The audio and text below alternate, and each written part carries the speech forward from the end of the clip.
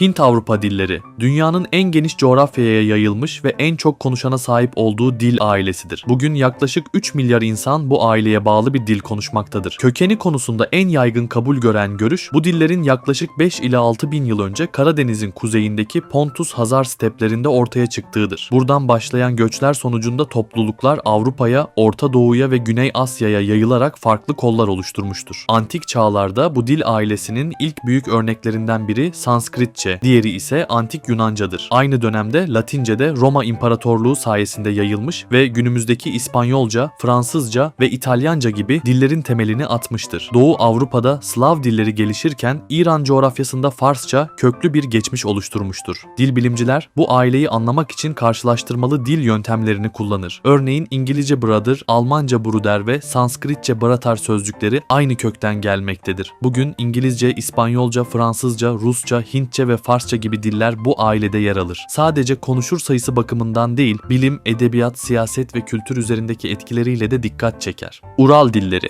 adını Ural dağlarından alır ve günümüzde Kuzeydoğu Avrupa ile Batı Sibirya'da konuşulan dilleri kapsar. Hint-Avrupa dillerine göre daha küçük bir topluluğa sahip olsa da yaklaşık 25 milyon insan bu dil ailesine bağlı dilleri konuşmaktadır. Kökeninin binlerce yıl öncesine Ural dağlarının çevresinde yaşayan topluluklara dayandığı düşünülür. Bu bölgeden başlayan topluluklar zamanla batıya ve doğuya göç ederek farklı kollar oluşturmuştur. Genellikle Fin-Ugor ve Somiyet kolları olmak üzere iki büyük gruba ayrılır. Fin-Ugor kolunda Fince, Estonca ve Macarca en bilinen dillerdir. Samoyed kolları ise daha çok Sibirya'nın kuzeyinde küçük topluluklar tarafından konuşulmaktadır. Macarca, çevresindeki Slav ve Germen dillerinden birçok sözcük almış ama yine de kök yapısını korumuştur. Fince ve Estonca ise İskandinav ve Baltık bölgelerindeki etkileşimlere rağmen özgünlüğünü sürdürmüştür. Macarca, Orta Avrupa'da 10 milyondan fazla insan tarafından konuşulurken Fince ve Estonca kendi ülkelerinde resmi dil statüsündedir. Daha küçük toplulukların konuştuğu Samoyed dilleri ise yok olma tehlikesiyle karşı karşıyadır. Altay dilleri. Tarih boyunca Orta Asya, Sibirya ve Doğu Avrupa'nın bazı bölgelerinde konuşulan bir dil ailesi olarak tanımlanır. Bu dil grubuna genellikle Türk dilleri, Moğol dilleri ve Tunguz dilleri dahil edilir. Türk dilleri arasında en yaygın olanı Türkçe, Azerice, Kazakça ve Uygurcadır. Moğol dilleri, Moğolistan ve çevresinde konuşulan Moğolca gibi dilleri içerir. Tunguz dilleri ise daha çok Sibirya'nın doğusunda küçük topluluklar tarafından konuşulur. Tarih boyunca bu topluluklar göçler, imparatorluklar ve ticaret yolları aracılığıyla birbirleriyle etkileşimde bulunmuş, diller arasında kelime ve yapı alışverişi olmuştur. Altay dillerinin belirgin özelliklerinden biri eklemeli yapıya sahip olmalarıdır. Yani kelime köklerine ekler getirilerek yeni anlamlar ve gramatik yapılar oluşturulur. Ünlü uyumu, kişi ve zaman ekleri gibi özellikler bu dillerin ortak yapısal karakteristiklerindendir. Bazı dil bilimciler Ural dilleri ile Altay dillerinin Ural-Altay teorisi çerçevesinde ortak bir kökten türemiş olabileceğini öne sürmüştür. Ancak modern araştırmalar bu teoriyi büyük ölçüde tartışmalı bulmakta ve çoğu araştırmacı benzerliklerin dil teması ve coğrafi yakınlıktan kaynaklandığını savunmaktadır.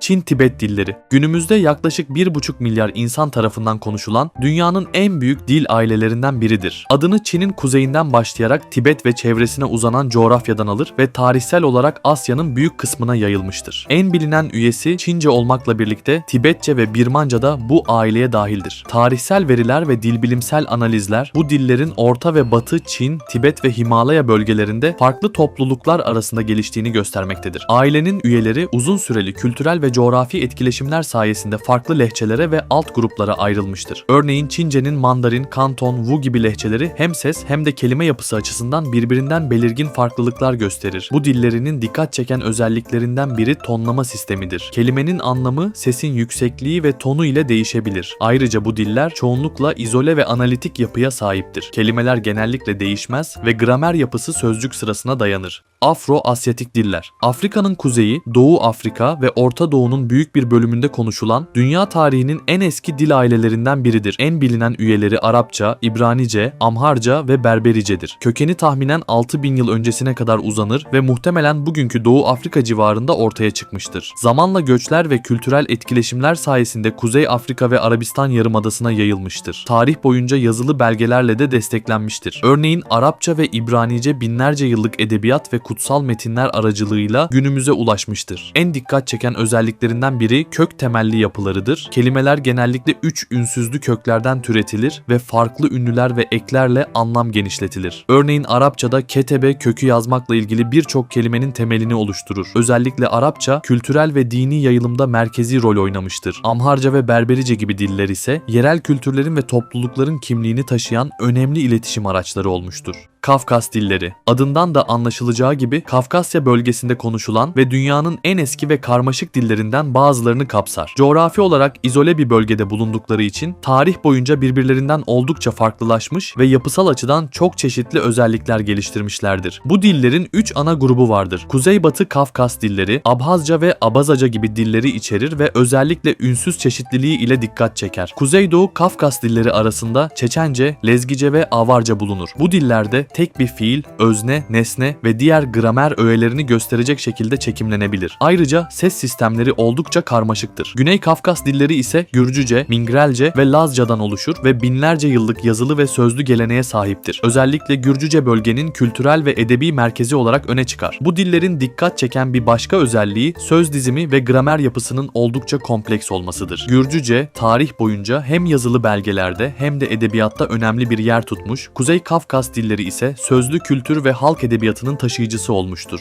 Nijer-Kongo dilleri. Afrika kıtasının büyük bir bölümünde konuşulan ve yaklaşık 700 milyon insanı kapsayan dünyanın en geniş dil ailelerindendir. Özellikle Batı, Orta ve Güney Afrika'da yaygındır. En bilinen üyeleri arasında Swahili, Yoruba, Zulu, Igbo ve Shona bulunur. Kökeni, tarihsel ve dilbilimsel araştırmalara göre Batı Afrika civarına dayandırılır ve binlerce yıl öncesine uzanır. Nijer-Kongo dillerinin dikkat çeken yapısal özelliği isim sınıflarına dayalı sistemleridir. Her isim belirli bir sınıfa aittir ve bu sınıf, sıfat, zamir ve fiillerle uyum sağlar. Bu sistem dilin gramer yapısını oldukça düzenli ama karmaşık hale getirir. Ayrıca bu diller eklemeli özellikler de gösterir. Kelimelere ekler getirilerek anlam genişletilir ve fiiller çeşitli çekimlerle detaylandırılır. Zulu ve Yoruba gibi diller geleneksel edebiyat, halk hikayeleri ve sözlü kültürü taşırken Swahili gibi diller ticaret ve dini iletişimde önemli bir köprü oluşturmuştur.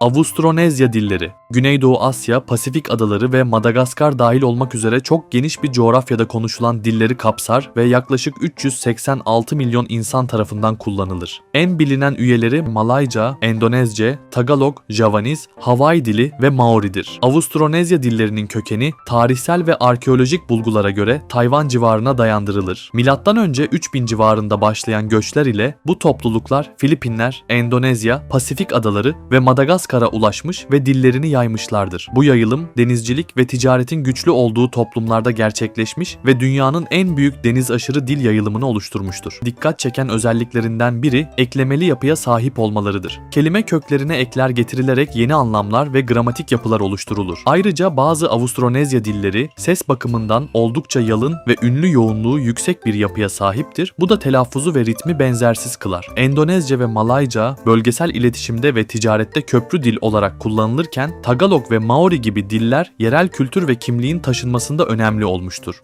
Benzer videolar yapmaya devam edeceğim. Videoların devamı için beğenmeyi ve kanala abone olmayı unutmayın. Ayrıca bir sonraki video fikrini de yorumlarda bizimle paylaşabilirsiniz.